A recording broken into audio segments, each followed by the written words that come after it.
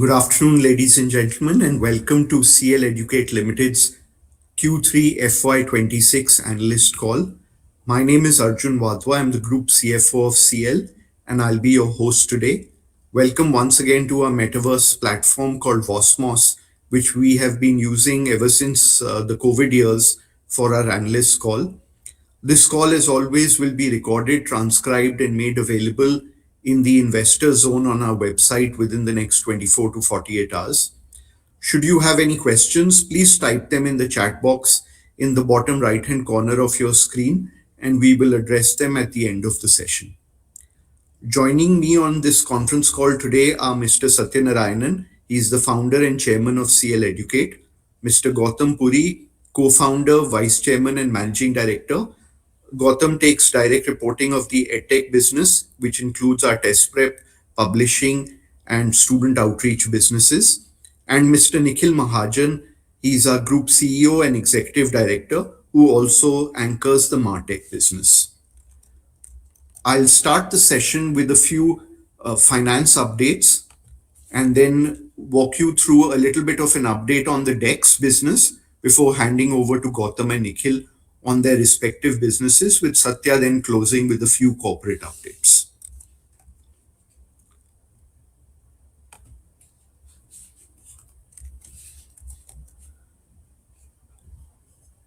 I'm on slide 10 of the presentation that we shared. It should be visible on your screens right now. Happy to share that our total revenue from a 9-month perspective has grown from 266 crores to 445 crores, which is a 67% growth on a year-on-year basis. A large part of this growth has obviously come from the addition of the DEX business, which wasn't there for the first 9 months of last year. It has contributed 194 crores to our top line. The corresponding DEX business during this time last year was 173 crores. So we've grown about 20 crores from a DEX to DEX perspective. Our EdTech business is down by about a similar amount, 150 crores versus 127 crores this year. And our MarTech business is up from 116 crores to about 124 crores. From a EBITDA perspective, we had reported an EBITDA of 27 crores approximately last year, and we are up 120% to almost 59 crores from a 9-month perspective this year. From a PAT perspective, we were at 4.4 crores last year. We are at minus 16 crores this year. But as all of you are aware, a large part of the PAT fall comes on account of a significant increase in the finance cost and in the depreciation, which has come from the addition of the DEX business, of which it's important for you to understand that the total finance cost, which has grown from 2 crores last year to nearly 40 crores this year, actual interest cost of that contributes only about 21 crores, and the remaining amount is an Ind AS entry. And similarly, from a depreciation perspective also, almost 9-10 crores of the amount comes on account of Ind AS entries. So the total Ind AS impact on the financials this year from a 9-month perspective is in excess of 28 crores. And there is also an additional impact this year on account of the labor codes that have been introduced by the government of India to the tune of about 5.5 crores. So if I net my minus 16 crores for this 33 crore impact, my PAT would have actually grown from about 4.5 crores to about 17 crores. So from a business to business perspective, the growth is there both from a revenue perspective and from an EBITDA perspective. The PAT is obviously impacted by the debt that we have taken, about 210 crores at the start of the year for the DEX acquisition. And the actual interest impact of that is only about 21. The remaining impact, as I would wish to reiterate, 28 crores of what you see from a P&L perspective impacting the PAT comes on account of Ind AS. Moving forward, I'll just give you a quick update on the DEX business. The DEX revenue, as I already shared, has grown from about 174 to about 194. and Dex's specific EBITDA contribution has grown from about 34 crores to 42 crores. Happy to share as well that post the acquisition and moving from an NSC brand company to Dexit Global, which is what the company is now called, we have had 100% rollover of clients. We had one client remaining to roll over when we had done this our last investor call. That client rollover has also happened. It was our most critical client, IRDA, which I'm happy to share has agreed a new 3-year deal with us at a substantially increased price as well. The business, as I said, has grown about 12%. Margins have also improved by about 300 basis points over what they were last year. And in terms of what we're looking at in terms of delivery this year, we're going to do about close to 70 lakh exam counts, with about 25 lakh of those coming across our uh, accreditation business, and about 45 lakhs coming from our recruitment and entrance exam business. In addition to the rollover of accounts that we've had, which were our annuity business accounts, we've also added new segments by entering the university business. We've had addition of clients like IIM Bangalore for their executive education program, Ashoka University. Measure Learning is another new client we've added this year, and we've also generated new business through the addition of new accounts like CCRAS, which is the Ayush Ministry, DGAFMS, which is the Armed Forces, and NACIN and the Microfinance Institute, among others, in terms of new business generated this year. Moving forward, I'd like to request Gautam to give a brief update on the EdTech business.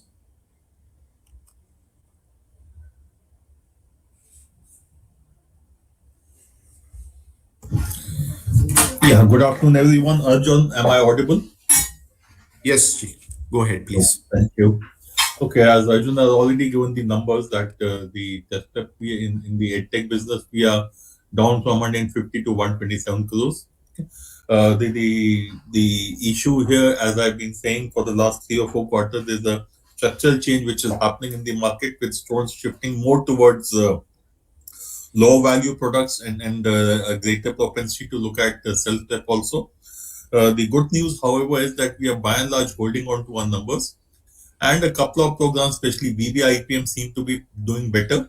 We're better in terms of numbers, and while the base is small, we see VVIPM becoming a bigger item as we go along. Okay. MBA, again, there's a small thing that this paper was slightly difficult, and normally a difficult paper leads to higher amount of coaching. But I will not look too much into it. By and large, yes, there's a positive news. But I still think, despite this positive news, we are in for some kind of a structural shift, especially in the graduate segment, and the difficult period is likely to continue for another 2 to 4 quarters. Yeah. Law has by and large been steady, and CUET has not performed as we wanted to initially because of various issues pertaining to the unpredictability of the paper and it not getting the traction it needed from university admission point of view. The university admission, the platform monetization that we do, allowing colleges and universities to reach out to our students, is doing fairly well, and that's a business that is likely to grow by about 10%. Okay. Publishing, again, still is doing reasonably well, and our author-led series, wide label sales, etc., by and large continue to exhibit growth. Yeah. As far as the market is concerned, coming back to the structural shift that I was talking about, as far as this market is concerned, we are looking at we have experimented with a couple of things, and we will be experimenting with a couple of new variants as we go along. One of the things that we are looking at is to try and break the walls between the offline and online modes of coaching. The advantage that we have is that we are present in about 120 cities. So an online student can definitely look at getting support from us, similar in wherever he or she is based. Similarly, an offline student, when he or she needs, should be able to go online. So we are trying to work out a way in which we are able to break this barrier between online and offline, which can become a distinctive competitive advantage for us. One small experiment we had done in the last season in Delhi was AFA, which says attend from anywhere, and has been fairly successful, and the word of mouth about it is positive. Similarly, if you look at the other parts, our shift toward the smaller products, the 1000 series, all about or for test series, all of them have been received well, and in terms of numbers, we have grown significantly in these domains. Okay. Other thing, obviously, AI is the buzzword, but yes, we are trying to see how we can incorporate it in our academic support, especially from a doubt solving perspective and the support that student needs 24 hours, 24 by 7. We are also looking at expanding into schools, so institutional partnerships. A couple of pilots are on, and hopefully we'll be able to give some good news in the next 1 or 2 quarters. Okay. Uh, One of the areas which has again created a good positive word of mouth for us is that via Dex we have been able to give students a live experience, an experience of the actual exam, because the Dex platform is available. The centers are the 240 or Dex centers are available. So we have launched this year as a pilot the MBA exams, the entrance exam for CAT. It was conducted live at our centers, at the DEX centers, and as I said, this paves the way for us to do the same thing for other exams also. One of the success areas has been the platform monetization, as I said earlier, going fine. Easy Apply is the application platform for the students. And this year, with the exception of CAT, which is the admission test for the IIMs, practically all other MBA entrance exams are on our platform, and we are hopeful of hopefully we are able to get almost all the law exams also on our platform. So here from something like 10,000 applications or 10,000 enrollments, application forms sold from a platform, we are likely to go to 40. We are around 14K, and this is likely to grow because the next 3 months is when the significant amount of application activity happens. Okay. So this is something which we are bullish on, and we hope to take it to the next level in the next financial year. Because from an MBA perspective, the season will be over in the next couple of months. From a BBA law, IPM, or the UG segment, the season will be on for the next 6 months. So that it will start by and large from April and go up to July, August, and then the MBA season will happen again. So this is a segment which seems to be doing fairly well for us and should be a positive thing for us going forward. Arjun, back to you. Thank you, GP. Nikhil, if I could request you now to provide an update on the Martech business. Yeah, thanks, Arjun. Uh,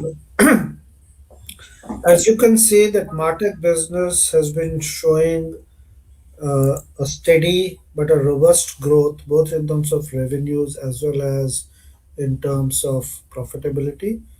Uh, the growth in the international market has been much better than in the Indian market. There are some challenges in the Indian market from a consumer point of view.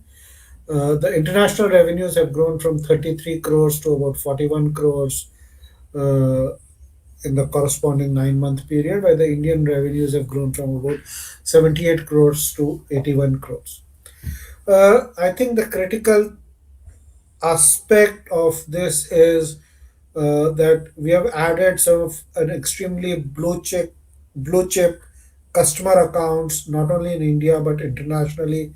In India, we have added PwC, Himalaya Drugs, Zoho.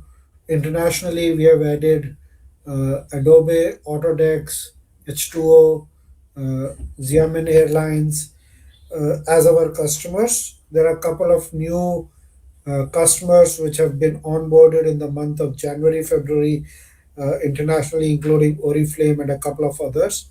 So I think new customer onboarding is an extremely positive sign because new customer onboarding starts contribute, though starts slowly, but once fully onboarded, accelerates the revenue accretion going forward.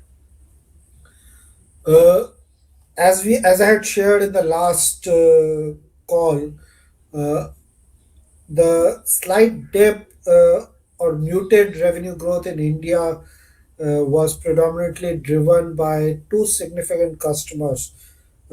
AWS and Air India. Air India actually totally shut down its outreach and marketing operations post the air crash in Ahmedabad.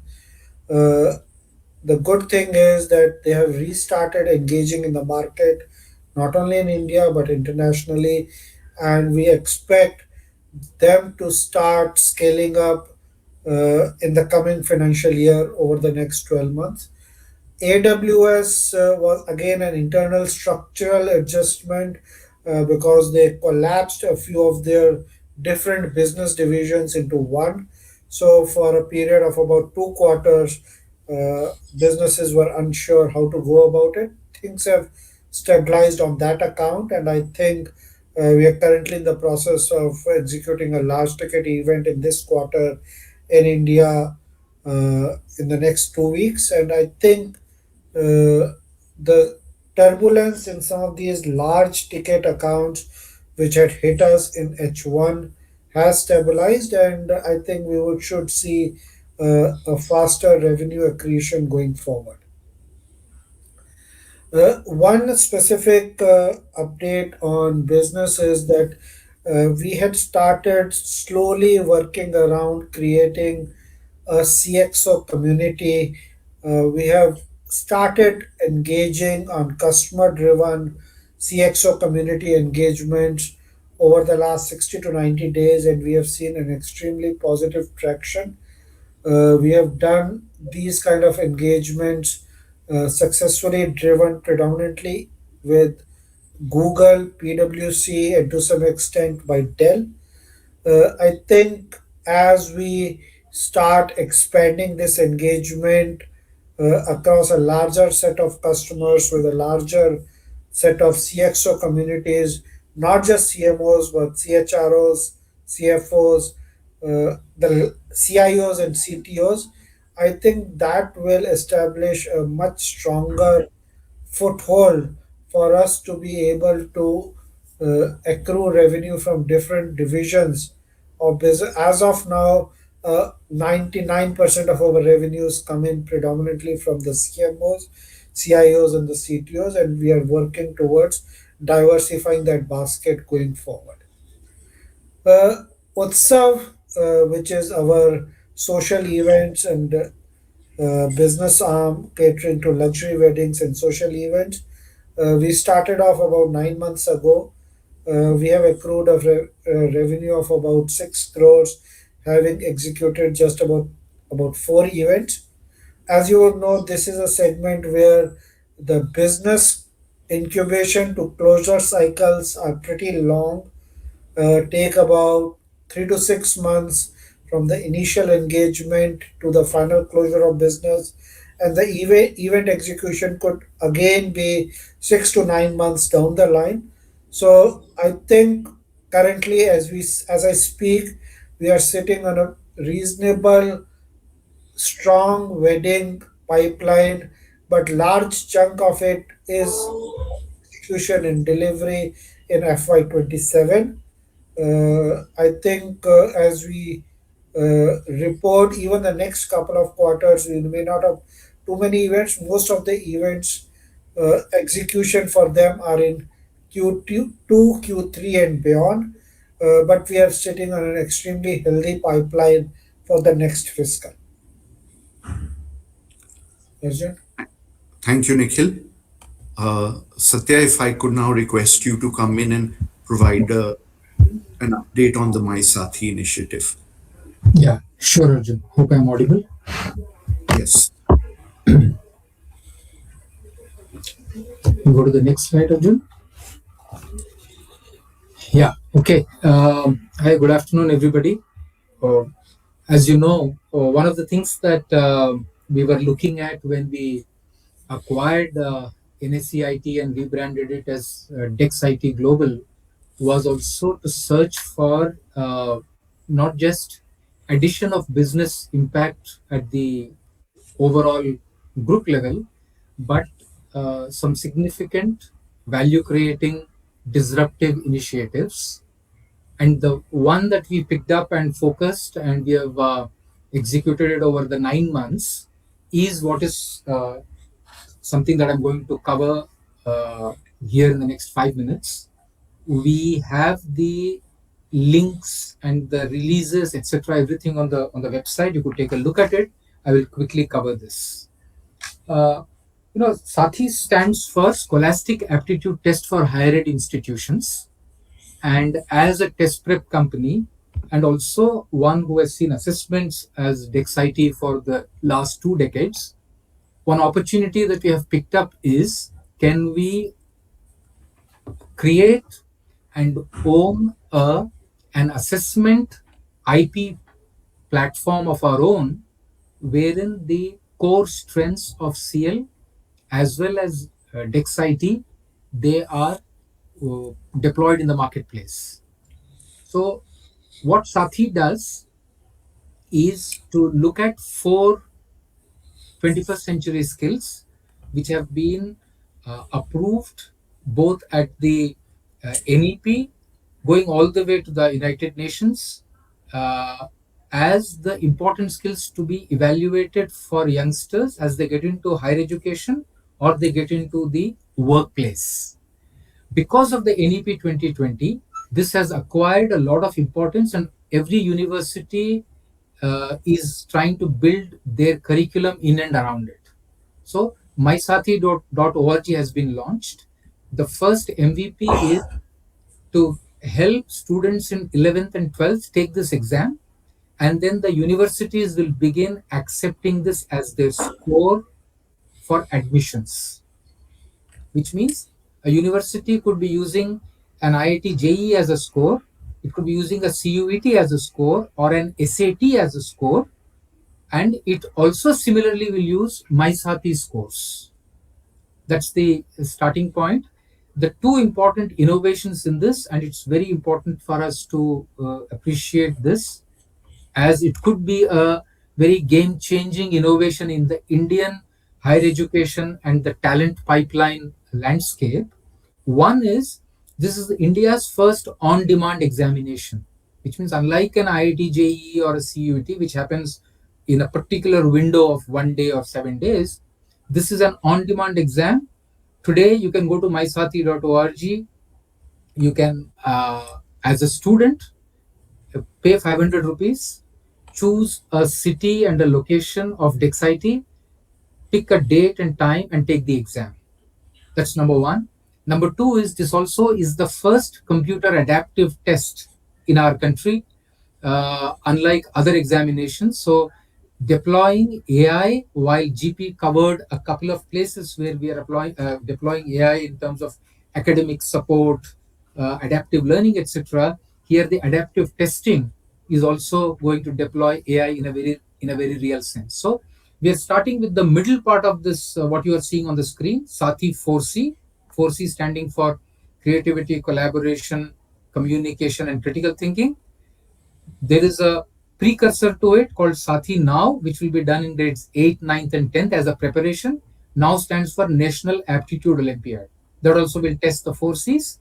And we are also looking at Sathi Exit Exam, which is going to be represented as Sathi X, which a student takes while he is in the final year or the penultimate year, and the corporations, organizations, recruiters, they will accept that score. Let's move ahead, Arjun. We worked on it. The work began as early as April. The product development, the platform, everything is in place. On the 23rd of January, we formally launched the platform. You can see a few photographs where eminent people from some IITs, IIMs, chancellors, they're all there. And the uh, assess the universities, think of it as a now a SaaS model where universities, they get empaneled on an yearly subscription model. And as you know, we have 55,000 colleges, we've got uh, government universities, private universities. So there is the demand for talent. They come onto the platform and they get the MySathi scores. Schools also will get a MySathi zone. They will come onto the platform. and the students pay just 500 rupees. That's a massive price disruption also that we are doing, and we are able to do that because the distribution, the technology is already in place of NSEIT, which we are leveraging, and the ability to design an adaptive test along these four C's. That capability is there with us. We further added more competencies both in India and abroad. All those details are available in a full length videos that you can find on YouTube, as well as the link is on our investor zone. That's the assessment part. At the same time, the revenue monetization for MySathi would also come from the easy apply that GP was talking about. We've done 14,000 applications this year already without the MySathi, because over 125 universities work with our one of our divisions, CL Media, for their market engagement, for their application, etc. Now, when the universities come on MySathi, that's we believe that that's going to get a multiplier effect. And in application form, the benefits are the student gets application forms at one place, whereas we get about 70% of the revenue from the application forms that go to the university. This is a very standard practice. That's a second monetization opportunity, which means, and we also answered this in a detailed FAQs that will go live on the investor zone. You can take a look at it, and we are happy to respond to more questions. Number three is, as you know, GRE, GMAT, SAT, they also have the official practice tests and official learning zone. That is also something that the practice tests are already live. The learning zone will be live in the next 45 days. And that's the other monetization opportunity, which means for every student who comes and takes MySathi at 500 rupees, if he applies to 4 institutions using easy apply on our platform, and if he or she takes a couple of practice tests and learning zones, the monetization opportunity could move from 500 rupees per student to about 6 to 8,000 rupees per student. Let's move ahead. The good news is that even before we have rolled it out, we have 18 empaneled universities, about 900 courses, and about 45,000 seats that are going to be filled through MySathi. And if you look at the quality of institutions, IIT Madras Zanzibar campus, IIM Mumbai for their exec program, BITS Pilani for their diagnostic and development programs for students inside the campus. These are some of the good universities. If you look down south, Geetam is a well-known university in the twin states of Andhra and Telangana. So the good quality institutions, 18 of them are already onboarded, and we are in discussions with 75 more. And the idea is, how do we get Indian universities? We are in conversations with a consortium of 9 universities from UAE. We are in conversations with the through Australian embassy with a bunch of Australian universities which are setting up campuses in India, and 6 of them have signed up with us for the MySathi CL Media outreach program already. So it is looking like something which could be very disruptive, very transformational, and we also believe that once we build these deep institutional relationships with universities, it's going to benefit all the 3 entities in the group, which is DexIT, for instance, is already doing the entrance examinations for Ashoka University or Geetam or IIM Bangalore distance learning program. So the moment we are able to then go and solve one problem for any university with a relationship, it could be private or public, then the other services could come around, and the utilization, use of AI, use of distribution of both CL and DexIT, and the availability of these assets to be sweated with a new idea called MySathi looks a very, very promising initiative, which has started entirely after the acquisition, and we are looking forward to executing this and scaling this over the next 2 to 3 years. I'll take the rest of the questions where it is relevant. Thank you. Back to you, Archit. Thanks so much, Satya. If you'll just give me a few minutes, I'll just uh, go through the questions that have come. We will now take up your questions over the next 15 to 20 minutes. Sure. Thank you.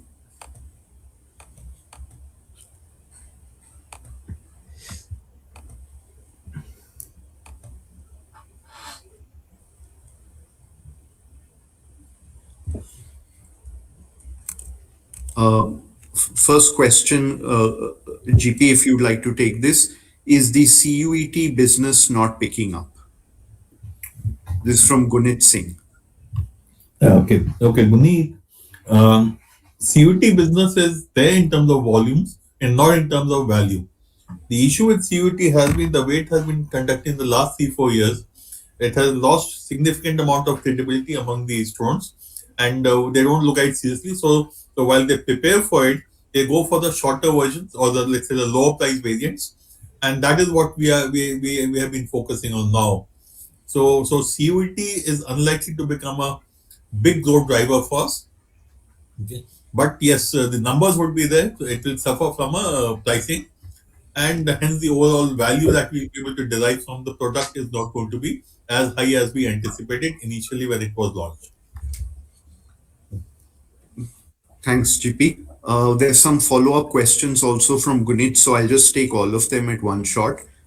He's asked about our standalone business making losses. Gunit, the loan that we have taken for the DEX acquisition, the 210 crore loan that I spoke about earlier, is on the books of the parent entity. And when you look at the standalone numbers, the interest cost that comes from that loan features on the books of that entity. And as I spoke about earlier, there's the interest cost, and then there's the INDAS impact of the capital reduction scheme for the redeemable preference shares that exist from the NSC regime days, which which make the losses look more extreme than they are. Specifically, Gunit has also asked about is there seasonality in the DEX business? Yes, Gunit, just to explain the DEX business again very briefly, uh, in terms of the way it is structured, there are two lines of where the business runs. There's the certification and accreditation business, which is more like an annuity business. It's what Satya was speaking about as the on-demand side of our business. For example, a client of ours, IRDA, which is the Insurance Regulatory Authority, you can book a slot and come and do an exam. That business runs right throughout the year, 365 days of the year. Similarly, we have other clients who also fall under the same category who use our 237 center infrastructure for on demand exams. So IRDA, ICAI, UIDI, NISM, NCFM, all these exams run right through the year, and there is no seasonality involved. This is very much like an annuity business. The second part of our business is recruitment and entrance exams, which works on when is the exam happening. So the exam could happen over a 1 day period, it could happen over a 7 day period, it could happen over a 30-day period, and the revenue recognition would be accordingly in line with meeting the performance obligations as per INDAS 115. So there is an element of seasonality that hits the business, and typically we are a little H1 heavy as compared to H2, but there is also uh, the matter of the business not necessarily being aligned with financial quarters per se. So you bid for contracts, you go through the RFP mode, you go through the tender mode, and when so it's typically and works on an order book system where you have 6 to 8 months of time lag between when you start the process of applying for business to when the business actually tends to fructify. So what we report from a financial numbers perspective is what gets translated into revenue, but we also have a pipeline across both the uh, accreditation and certification business and across the recruitment and entrance exam business, which would fructify in Q4, in Q1 of next year, in Q2 of next year, and so on. So I hope that gives you a little bit of understanding about how the DEX business moves and why EBITDA it's not a Q1, Q2, Q3, Q4 consistent line of business that happens across certification and accreditation, but not across recruitment and examination. Satya, there's a question on the fundraise and the loan from promoters. Would you like to take that up? Yeah, sure, Arjun. Yeah. So, as all of you know, uh, in the context of acquisition of Dex IT Global, it's a wonderful asset, and our experience of now having run it for 4 quarters with the uh, top line growing and the EBITDA, which is in the 45-50 crore range, it looks very solid in terms of growth over the next 3 years. And we had taken loan for that acquisition in addition to partially funding it from our internal accruals or free cash that we had. Needless to say, we stretched ourselves a little bit, and we are uh, absolutely convinced about the quality of the asset, the quality of the acquisition, and the medium term to long term benefits of this, both BAUs independently and together synergistically. However, there is a short term little bit of a cash stress situation, which is acute and short term.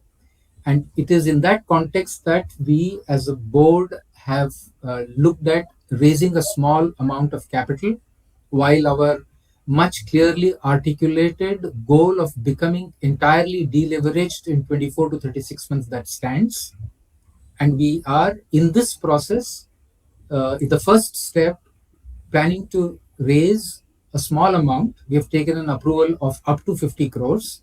We may not go all the way, and while that process will take, as you know, anywhere between 6 to 8, 10 weeks, we as core promoters, we are extending some loan at terms that are determined at an arm's length, approved by the good governance formulae of neither more nor less uh, uh, with respect to other uh, loans. Once the road is clear in 4 to 6 weeks time, the same advance what we are giving now, that'll become our investment, and we are fully convinced about this quality of investment, uh, and that's our expression of confidence. However, we are extending it as a quick advance to make sure that day-to-day business does not have to feel more stress than what is needed. So that is the context. I would want to reassure all of you that the quality of uh, growth, the synergies of both Dexity and CL, and the actual numbers that are played out even in the last 4 quarters, that gives us enough confidence to tell you that this is something that we have fully convinced about, and uh, we will look at this as a small effort in the overall path to becoming debt free over the next 24 months. Thank you. Thanks, Satya. There's a follow-up question on how do we plan to raise the 50 crores, and do we plan to raise it at the parent level or in one of the subsidiaries? Yeah, sure. Thanks, Arjun. I think it is appropriate for me to mention that, as we have mentioned even earlier, we have inbound conversations and also one or two conversations that are happening with both financial and strategic investors. Some of them are interested in the parent entity, a couple of them are interested only in DEX. At the boards of both the companies, and the investment subcommittees of the board. We are engaged, we are examining those. Those conversation could take anywhere between 4 to 7, 8 months. But I think in calendar year 2026, we see that happening. So we are very mindful as an institution, as a board, that the best option of raising money in the in the parent vehicle at appropriate valuations, or the 100% sub Dexity, we will make the right decision at an appropriate stage. Uh, some of these are very interesting, very exciting conversations. It is not appropriate for me to make a mention of those prematurely, and that's what gives us the confidence, notwithstanding certain other short-term signals in the market, etc., that we are very confident about how it's going to pan out. The only place where which GP covered adequately is where we are also beginning, or we are also working upon reinvention, some initiatives that have to uh, pay back, is the test prep structural disturbance that is there. That is something that we need to focus on. The rest three engines, whether it is uh, Dexity, CL Media, or Keystone, those are doing very well, and we are hoping or working towards Maisati emerging as a very, very valuable strategic engine for at least two out of these three, if not three out of these three, in the next 1 year. Back to you, Arjun. Thanks, Satya. There's a question from Manoj Bagadia, one of our longtime investors. What is the tenure of the 210 crore loan and repayment schedule and rate of interest? Manoj, it's a 6-year loan with a rate of interest of 11.9% and a structured repayment, which is loaded towards the back end of the final 3 years, with the first 3 years being a little bit lighter. I'll take up some more business questions, and then I'll come back to a few more of the finance questions in between. Gautam, if you'd like to take up this question, it's from Rahul Bansali, again, one of our regular and long-term investors. With the edtech business potentially going through structural risks, are we looking to do any strategic partnerships going forward? Uh, See, strategic partnerships, that discussion keeps happening on and off with different players. I would not take name of any, and even at this point of time, we are in discussions with a couple of players. But it has to make sense for both of us. And since nothing of the sort has happened, there's nothing on the nothing, let's say, on the paper right now. But these discussions keep on happening, and any good opportunity we get, we always willing to look at things because we think we have great products, we have a great network, and other players who want to ride on our network can always come in, provided it works for both of us. So yes, we are open to it, but nothing concrete at this point of time while discussions are on. Thanks, GP. Nikhil, there's a question on the MarTech business. How will the mix of revenues between international and domestic pan out over the long term? And how do we scale the international business going forward? Also, if you could share some specifics on how Versa is performing in North America. This is a question from Henil.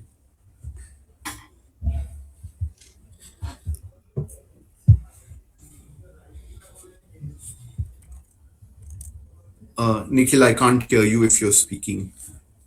You're not audible.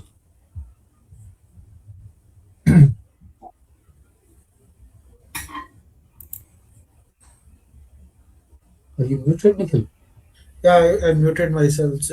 So, as I said, the international growth had been much faster over the last 4 to 6 quarters, and we expect that growth rate to continue to be faster as compared to the Indian market. Our growths in Indonesia, Singapore, US, they're growing at a pretty steady rate. And as of now, international accounts for roughly around 35% of the total revenues. I think over the next 3 to 4 years, we expect international revenues to become almost equal to the domestic revenues. Regarding your question of Versa, I think we have started deploying it. We are currently doing a pilot for two customers in the US. We're also doing a pilot for Salesforce, as I had shared earlier. Uh, that is predominantly for the North American market, but has been invoiced from APAC because of Salesforce internal constraint, because we are not yet registered as an empanel vendor there. While we are registered in APAC, we are in the process of getting empaneled at Salesforce North America. So I think the initial success stories of Versa are beginning to reflect, but this is a journey where the acceptance from pilot to a large scale commercial deployment takes between 2 to 4 quarters. And I think we will go through that cycle before expecting a rapid ramp up of this effort. Thanks, Nikhil. While I have you, there are also some follow-up questions on Utsav. Sure. Uh, what is the cash burn in the Utsav business, and will profitability drag Utsav and as a result the company over the next 6 quarters? And how do we leverage the contribution of Sanjeev Kapoor and Samir Puri specifically in terms of leveraging it across Utsav? Okay, let me answer that in two parts. Uh, Utsav is currently an extremely lean and mean team of just 6 to 7 people, and the predominant cash burn is in terms of people investment, technology, and product investments, which I think we have done substantial part in year one. We are expecting the total cash investment required for maintaining overheads and keep rolling up and expanding business to be in the range of 1.5 crores in the next 12 to 18 months. As the business scales up with each successful project closure, there is a cash surplus which is getting generated. And I think by the end of the next 12 months, we should hit the cash break even situation and move forward from there to a cash positive situation. So that I hope that answers that query. Uh, it Regarding Sanjeev Kapoor and Samir Puri, I think the Sanjeev Kapoor agreements, once they were approved by the board, will now get executed. While Mr. Sanjeev Kapoor has been from behind the scenes helping us in terms of business development, referring clients. I think with the formalization of the association now, we expect a significantly enhanced leverage and participation from him, and that should result in an accelerated uh, business growth, not just in Utsav.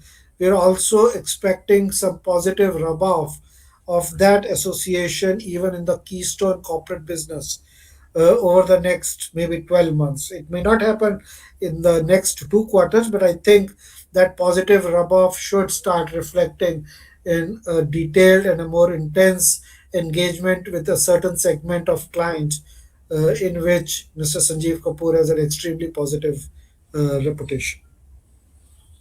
Thanks, Nikhil. I've got a ton of finance related questions, so I'll just answer them all very quickly. And then, Gautam, I'll come back to you for some more EdTech questions. One of the questions is, what is the receivable cycle in the Dexit business? It's typically 60 to 75 days.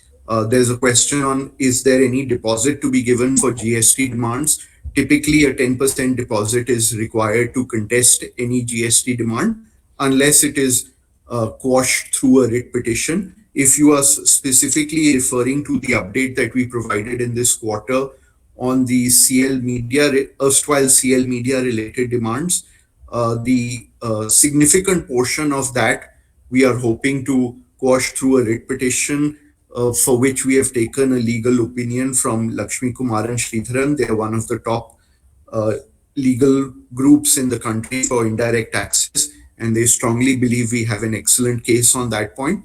For anything which requires us going to the appellate tribunal, a 10% deposit is required.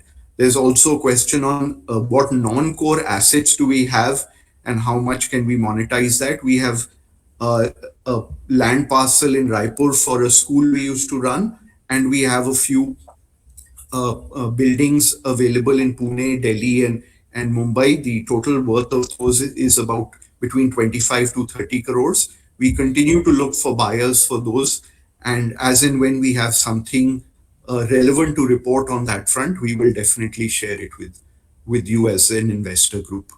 On the edtech business, GP, there are a few questions in terms of what is the scalability possible for the BBA and IPM business overall, and what is the action in the publishing business, uh, especially on the B2B side, which we had spoken about earlier. Also, which verticals under EdTech will drive the recovery? And given that we will be under pressure for the next 2 to 3 quarters, how do we see it moving forward? GP?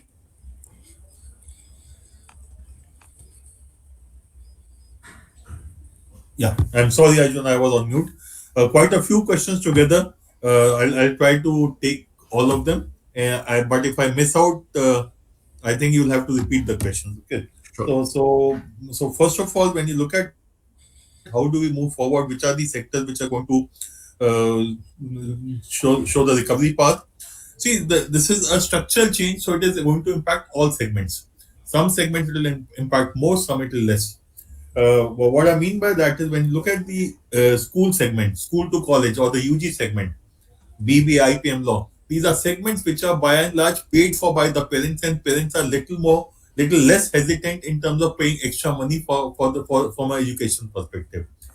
However, when you look at the graduate segment or the college to further study segment, whether it is GMAT, GRE, or it is for study abroad, or it is MBA, these are the segments for which most of the time the student himself or herself is paying, and there they are a little more circumspect and they try to conserve money. Okay. So if you ask me what is going to be the way forward, the way we look at it, the way forward from a recovery point of view is keep your focus on volumes when it comes to the graduate segments. Yes, you have to keep innovating on the product, keep adding value to the product, and as I said earlier, make sure that you are available in all formats and there is a interoperability, which means a student should be able to move from online to offline and vice versa. And products like test series and small products which are not the complete program but one segment only maths, only English, only reasoning, only law kind of products are the ones which are going to drive the recovery. Obviously, that means we'll have to go for higher volumes. While we have been able to grow our volume by and large, but it will mean higher volume, but at a lower price. So the volume growth will have to be significantly higher than what we have seen so far. Okay. BBIPM is likely to be a growth area for the simple reason post graduation is optional, graduation is compulsory. And in the current scenario, a large number of IIMs and IITs and the other premier institutes are launching UG programs, and that is what could be a good driver, and that is what could be a good replacement from a MBA perspective. So whatever is the fall in the revenue from MBA, it is possible that you'll be able to pick it up from a BBA IPM kind of products. Okay. Arjun, can you just repeat the remaining questions? GP, I think you've covered everything except for the publishing business. Okay, publishing business it's steady. It is still doing what it is supposed to, which means the growth is there. The normal growth is there. We still have a few author-backed titles as well as a few authorless or GKP titles where only the company name is there. So steady business, no significant growth, but no decline also, and the steady 10% or growth kind of a thing is happening continuously. We have consciously cut down on a few retailers and distributors, keeping in mind the let's say keeping in mind the viability, which means the payment based on the payment cycle that the distributors or retailers have for us. We keep on turning them around. Yes, Arjun, back to you. Thanks, GP. There's a question on what comes under allocated costs in our segment reporting. That is largely corporate expenses, which are not necessarily relevant to any specific business, which includes the leadership team, the the secretarial team, a few members of the finance team, and any legal related costs and of that nature. I hope that addresses your question over there. I'm just running through the question list to see in case I've missed anything critical. There's a question on how much of the depreciation of in the DEX business comes from leases. We have about 9 crores of depreciation from a 9-month perspective in the DEX business, of which about 8 crores comes from the right of use assets, which is again an IND AS requirement. I think that addresses most questions. Again, I'm just double checking the list to see in case I missed anything. There's a question on whether we are likely to need to discontinue any more businesses to compete for projects in the DEX business. No, there are no such plans as of now. Whatever needed to be done, we took those proactive decisions last year in terms of eliminating any potential uh, for for there to be any conflict of interest.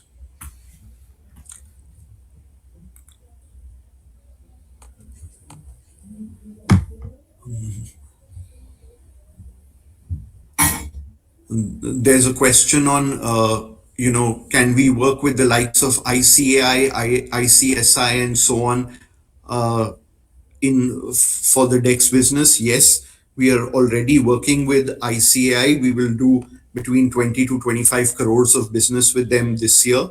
What we do with them is we try to help them improve their pass percentage for students who write the CA final exams by introducing 4 modular tests which students take at our DEX locations. These are open book exams which are designed and they've made it mandatory to clear these 4 modules to be able to appear for the final CA exam. We are in talks with ICI to improve our product range and our product offering with them. Our platform, of course, as you're aware, is exceptionally robust, and we can add a lot more modules to the same. So conversations with ICI to do that are on. We're also in talks with them whether the foundation exam can be moved to a CBT type modular exam, and then can be done almost on demand, like some of the other exams that we're doing with ICI and with IRDA. So those conversations are ongoing, but they take a little bit of time to fructify. We also remain engaged with ICSI specifically in terms of looking at modules that we can do with them. So some of these projects are ongoing, as are a lot of conversations, as Satya mentioned, with universities, which, as being part of the CL group, we work with a lot of university partners. So the DEX team is working on expanding those relationships and also looking to add more corporate clients to help corporates with their L&D and training goals. So you'll hear a lot more news from us over the coming 4 quarters on what DEX is doing and how we hope to expand that business going forward. Satya, would you like to come in? That's okay. That's okay, Arjun. I think you've covered it well. Yeah, thanks. So if there are no more questions, it's also 4:30. We'll wrap up this session here. If I may, I'm just going to put the last slide back on the screen. That includes my contact details and my colleague Amit. Feel free to get in touch with us or with members of our IR team, Ajay or Muthu, for any questions that you have. If you need a deep dive on any of the numbers, book a time slot with us, and we'll be happy to answer your questions in detail. We'll be back to interact with you with our Q4 numbers later this year. Thank you, everyone, and have a good day. Thank you, Arjun. Thank you.